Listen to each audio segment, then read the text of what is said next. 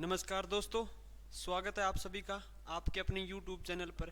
प्यारे बच्चों, आज हम करते हैं प्रतिशत, परसेंटेज। प्यारे बच्चों, प्रतिशत के बारे में पढ़ेंगे आज। तो क्या होता है प्रतिशत के बारे में? हमें ये पता है प्रतिशत का क्या है। प्रत्येक के साथ 100। यहाँ पे प्रतिशत में 100 का कोई ना कोई चक्कर है, पर ये ध्यान रखना प्रतिशत का निशान होता है ये। ठीक है, प्रतिशत का निशान होता है ये। और ये किस जैसा दिखता है? भाग जैसा दिखता है। पहले तो ये समझो कि अगर 20% है, 20% है, इसको हमें किस में चेंज करना है? भिन्न में चेंज करना है। तो ये बोलता है कि मैं भाग जैसा दिखता हूँ, तो मेरे को 100 से भाग करो। हमें पता है भाई 100 का तो है ही है कोई चक्कर। तो देखो 20 बटा में 100 करना है। 20 एकम 20, 20 पंजे 100, तो क्या आएगा? 1 बटा में 5। इसी प्रकार अगर बात की जाए 25% की, तो हमें पता है ये हटाएंगे तो क्या है? 100 से भाग करेंगे 25 बटा में 100, क्या आ जाएगा? 1 बटा में 4। उसके बाद में देखो अगर बात की जाए भाई हमें प्रतिशत बनाना हो, तो क्या करेंगे? जैसे कि 1 बटा में 5 दिया है, इसको हमें प्रतिशत बनाना है, तो क्या करोगे आप? गुणा में 100। तो 5 एकम 5 और 20 पंजे 100, तो अपना आंसर आएगा 20%। ठीक है प्यारे बच्चों, तो ये तो था आपको थोड़ा बेसिक। अब देखो, जब आपको बोला जाए कि कोई वस्तु है जो 100% है, कोई वस्तु है जो 100% है, उसका मतलब क्या होता है? जहां भी आपको दिखे 100%, तो आप क्या लोगे? आप लोगे 1। 100% की वैल्यू क्या लोगे आप? 1। जब आपको बोला जाए 50% है, तो आपको क्या करना है? 50% का मतलब होता है 50 बटा में 100। तो 50 एकम 50, 50 दूनी 100, तो अपना आंसर आएगा 1 बटा में 2। ठीक है प्यारे बच्चों, अगर बोला जाए 33 सही 1 बटा में 3% है, तो क्या करोगे आप? 33 या 99 और एक 100 बटा में 3%। तो परसेंट को हटाओगे तो भाग में 100 करना है, तो 100 से 100 कैंसिल, अपना आंसर आया 1 बटा में 3। उसी प्रकार हम आगे करेंगे, पर वो है बेसिक, उसमें टाइम ना खराब करते हुए हम सीधा क्वेश्चन पे चलते हैं। प्यारे बच्चों, जब भी बात आए परसेंट की, तो आपको क्या लेना है? भिन्न के हिसाब से क्वेश्चन को सोल्व करना है। तो देखो आगे, अगर बोला जाए कि ए का वेतन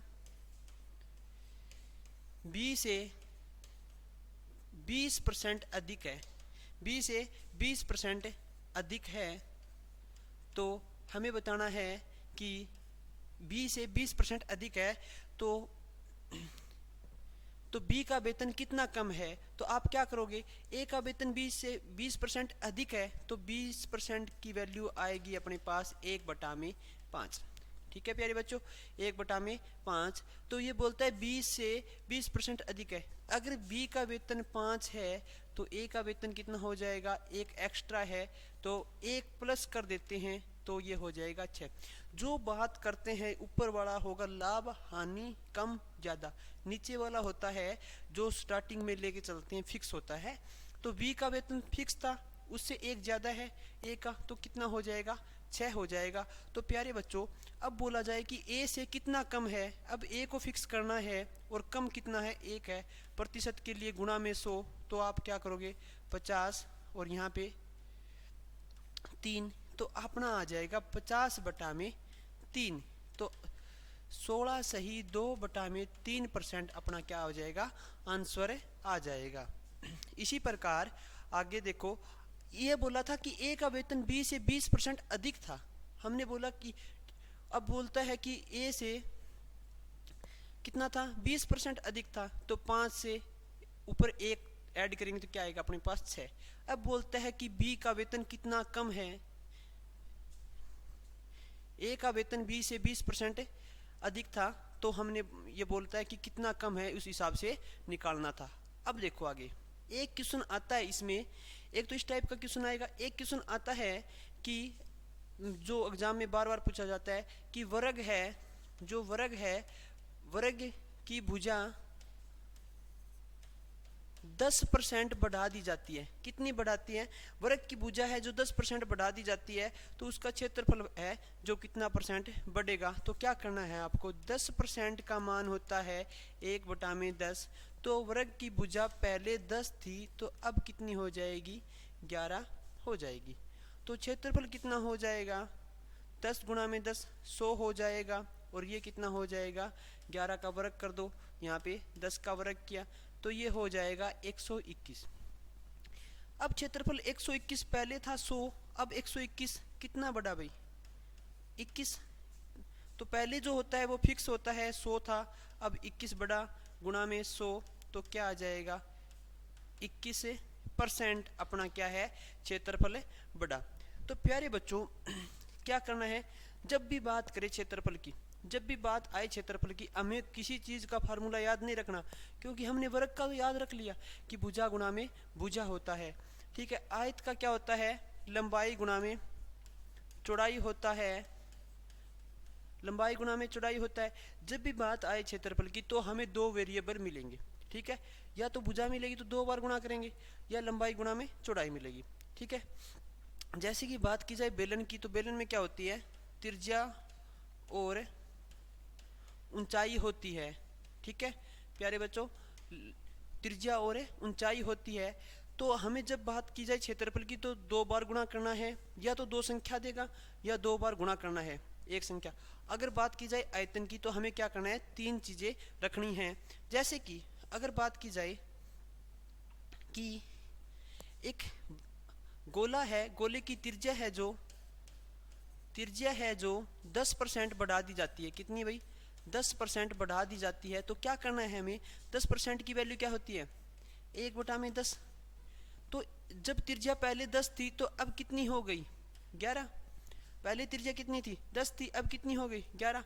अगर बात की जाए क्षेत्रफल की भी, क्षेत्रफल पे कितना उस पे परसेंटेज में इंक्रीज होगा या बढ़ेगा, तो आप क्या करना है, जब क्षेत्रफल हो तो 2 बार बढ़ाना है। ठीक है, अगर बात की जाए आयतन की तो आप क्या करोगे, 3 बार करना है इसकी पावर 3, क्योंकि आयतन के लिए हमें 3 चीज की जरूरत होगी। तो देखो प्यारे बच्चों, ये 100 था, ये कितना हो जाएगा 121, तो कितना बढ़ा, 21% बढ़ा। 21/100 करके हम परसेंट बना लेंगे तो अपना आ जाएगा 21%। इसी प्रकार ये कितना हो जाएगा 1000, और ये हो जाएगा 1331। ठीक है प्यारे बच्चों, उसके बाद में देखो ये कितना है 1331, कितना बढ़ रहा है, ये बढ़ रहा है 331 इंक्रीज हो रहा है। तो 331 इंक्रीज हो रहा है, तो 331 बटा में 1000, क्योंकि पहले 1000 था, गुणा में 100, 2 जीरो से 2 जीरो, तो आ जाएगा अपने पास 33.1% है जो इसका आयतन बढ़ेगा। अगर हम किसी गोले की त्रिज्या को 10% बढ़ाएंगे तो उसका क्षेत्रफल 21% बढ़ेगा, और आयतन है जो 33.1% बढ़ेगा। इसी प्रकार अगर आपको दिया जाए कि किसी बेलन की जो त्रिज्या है 20% बढ़ाई जाती है, और ऊंचाई है जो 25% बढ़ाई जाती है, हमें बताना है कि क्षेत्रफल कितना परसेंट बढ़ेगा। तो प्यारे बच्चों, हमें इसका फार्मूला नहीं पता क्षेत्रफल का। ठीक है, तो आप क्या करोगे, जब क्षेत्रफल का फार्मूला नहीं पता तो हमें ये पता है कि क्षेत्रफल में 2 चीज़ें बढ़ती है, तो ऊंचाई भी दी है और त्रिज्या भी, और आयतन में 3 चीज़ें होती है। तो देखो क्षेत्रफल के लिए क्या चाहिए, पहले इसको बनाओ 1/5। ठीक है, 20% की वैल्यू, और ये होता है 1/4। तो पहले त्रिज्या थी 5, अब कितनी हो जाएगी, पहले त्रिज्या थी 5, अब कितनी हो जाएगी 1/6। और ऊंचाई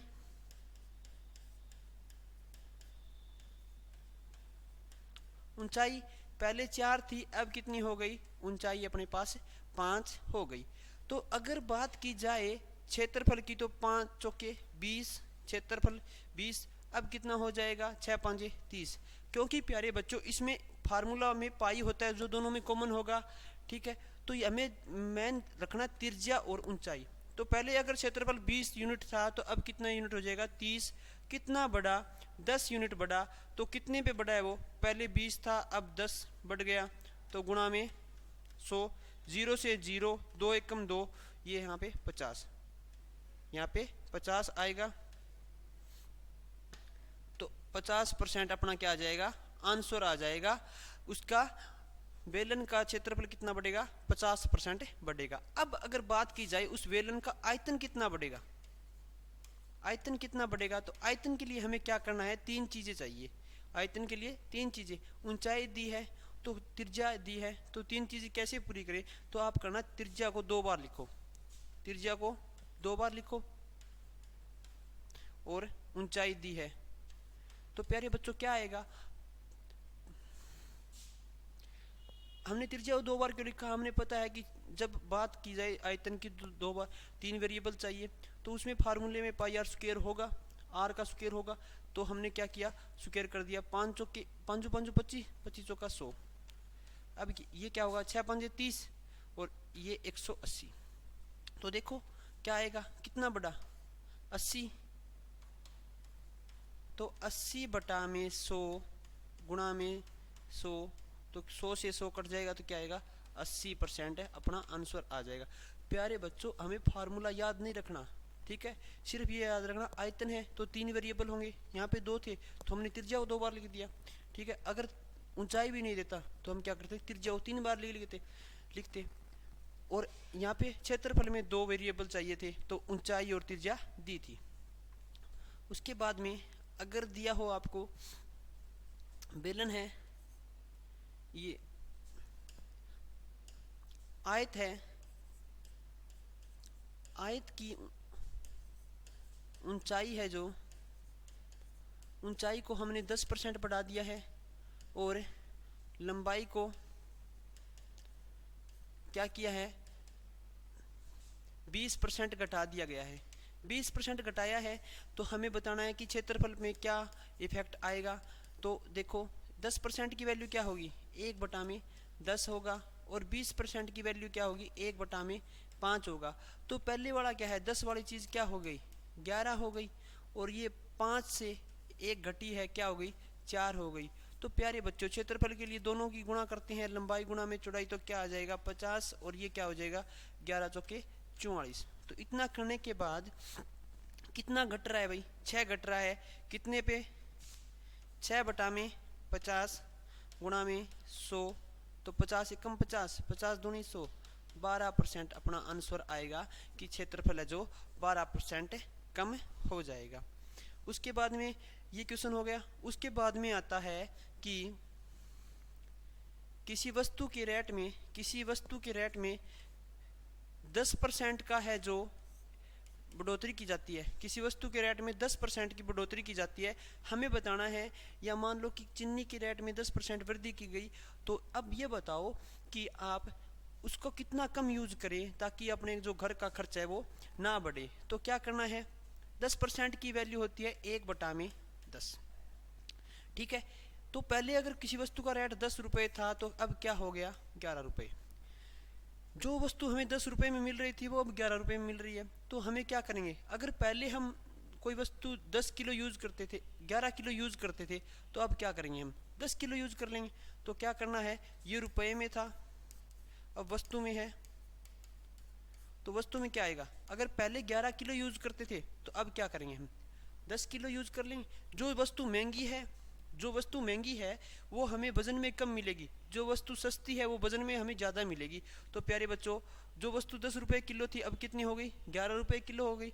जो वस्तु हमें 11 किलो मिलती थी अब क्या हो जाएगा 10 किलो मिल जाएगी। तो कितनी कम कर दी हमने, 1 किलो हमने कम कर दी, कितने पे, पहले 11 करते थे तो 11 बटा में 100 क्या आएगा 11 सही 1, ये आएगा 9 सही 1/11%, उसका क्या आ जाएगा आंसर आ जाएगा। हमें 9 सही 1/11% है जो उसकी खपत में कमी करनी पड़ेगी ताकि अपना जो है रेट जो खर्च है वो बराबर रहे, ना ही बढ़े ना ही घटे। अगर बोला जाए किसी वस्तु के रेट में 20% की कमी आती है, कितनी कमी आती है? 20% की कमी आती है, तो जो पहले हमें मिलता था उससे 20% सस्ता मिल रहा है, तो ये बोलता है कि आप उसका कितना अधिक यूज कर सकते हैं, कितने आप फालतू उसको यूज कर सकते हैं ताकि आपका जो घर खर्च है जो ना बढ़े। तो आप क्या करोगे? 1/5, जो हमें पहले वस्तु 5 रुपये में मिलती थी, कम हो गया तो अब कितने में? 4 रुपये में। तो प्यारे बच्चों 4 रुपये में मिल रही है, तो ये रुपये में अनुपात है, वस्तु में उससे उल्टा हो जाएगा, 4/5 में। जो वस्तु हमें 4 किलो यूज करते थे अब कितना यूज कर सकते हैं? 5 किलो। तो कितना बढ़ा? 1। तो 1 बड़ा है, तो 1/4 गुणा में 100, तो क्या आएगा? 25% अपना आंसर आ जाएगा। हम 25% उसको एक्स्ट्रा यूज कर सकते हैं ताकि उस पर कोई भी इफेक्ट ना पड़े, इसमें हमारा खर्च भी सेम रहेगा। उसके बाद में देखो एक और देखो, अगर बोला जाए आपको कि 12.5% किसी वस्तु का रेट है जो 12.5% घट जाता है, तो उसके बाद जो घट जाता है तो कितना अधिक यूज करें ताकि अपने जो घर खर्च पे कोई इफेक्ट ना पड़े। तो 12.5% का मान आएगा 12 दूनी 24 और एक 25/2%। हटाएंगे तो भाग में 100, तो 25 एकम 25, 25 का 100 क्या आएगा? 1/8। प्यारे बच्चों जो वस्तु हमें 8 रुपये में मिलती थी अब कितने में मिलेगी? 7 में। तो जो रुपये में जो घटी है तो वजन में क्या होगा? वो बढ़ जाएगा, 7 और 8। जो हमें 7 किलो लेते थे अब कितना ले सकते हैं? 8। तो कितना बढ़ा? 1 बढ़ा है, कितने पे? 7 पे। तो परसेंट बनाएंगे तो क्या आएगा? 14/2/7% अपना क्या आ जाएगा? आंसर आ जाएगा। तो प्यारे बच्चों 14/2/7% अपना आंसर आ जाएगा। उसके बाद में देखो, अगर बात की जाए कि किसी व्यक्ति का वेतन है जो पहले है जो 10% बढ़ता है, क्या है? 10% जो बढ़ता है, उसके बाद में 10% घटता है, और बोला गया कि उसकी जो वास्तविक वेतन स्टार्टिंग में था उस पर क्या इफेक्ट पड़ा है, क्या घटा है या बढ़ा है। तो आपको क्या करना है? मान लो उसका वेतन 100 रुपये था, स्टार्टिंग में क्या था? 100 रुपये उसका वेतन था, तो 10% बढ़ेगा तो क्या आएगा? 110 रुपये हो गया उसका वेतन, ठीक है।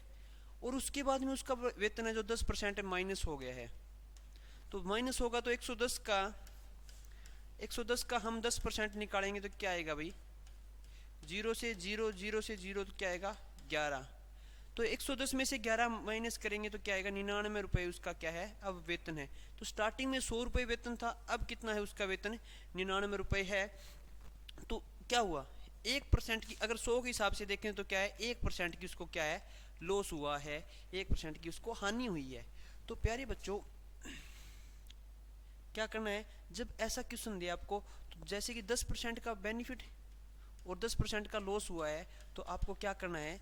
10 गुणा में 10 करना है और भाग में क्या करना है? 100। जो हमें फायदा हुआ नुकसान हो उसको गुणा करना है, बटा में 100, तो क्या आएगा? 1% अपना क्या आ जाएगा? आंसर आ जाएगा। और ये हमेशा इसमें हानि ही होगी। और अगर बोला जाए कि 20% का उसको फायदा हुआ और उसके बाद 20% का नुकसान हुआ, तो उसको हमें बताना है कि टोटल क्या प्रॉफिट हुआ या लॉस। तो आप क्या करोगे? 20 गुणा में 20 बटा में 100, तो क्या आएगा? 0 से 0 4% की उसको क्या होगी? हानि ही होगी। ठीक है। ऐसे केस में जब अगर कोई किसी की तनख्वाह पहले बढ़ रही थी उसके बाद में घट रही है, तो अपने को क्या है? 4% का उसको नुकसान ही होगा। अगर पहले घट रही है उसके बाद बढ़ रही है तो भी उसमें क्या होगा? 4% का उसमें नुकसान ही होगा। अगर उसके बाद में अगर कोई क्वेश्चन आपको बोला जाए कि